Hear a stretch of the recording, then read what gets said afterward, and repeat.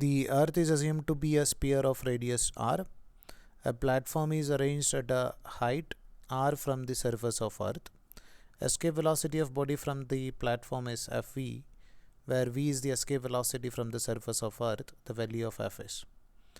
So over here it is given that if you are considering a point which is somewhere over here.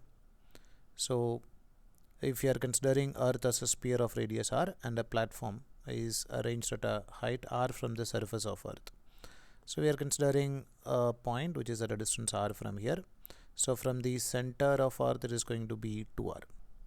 The escape velocity of a body from this surface is given as nothing but F times of v, where v is nothing but the value of escape velocity from the surface.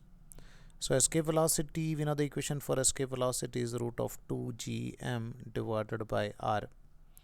So escape velocity from here is F into root of 2gm by r. So Rm is to find out what about the value of this F over here. So we can find out what about the value of escape velocity at this point. So the concept of escape velocity is that total energy should be greater than or equal to 0. So the equation for total energy is half into m into escape velocity over here square minus potential energy, that is g m divided by, we are just considering we are keeping an object of mass m over here. Distance is nothing but 2r. So this should be equal to 0.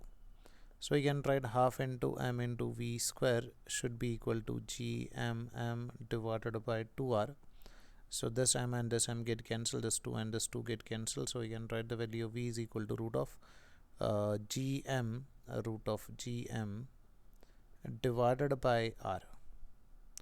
Now if you are substituting this value over here on this equation, so it's a value of escape velocity at this particular point. So you can write F into root 2 into root of gm divided by r into root of gm by r is equal to root of gm by r.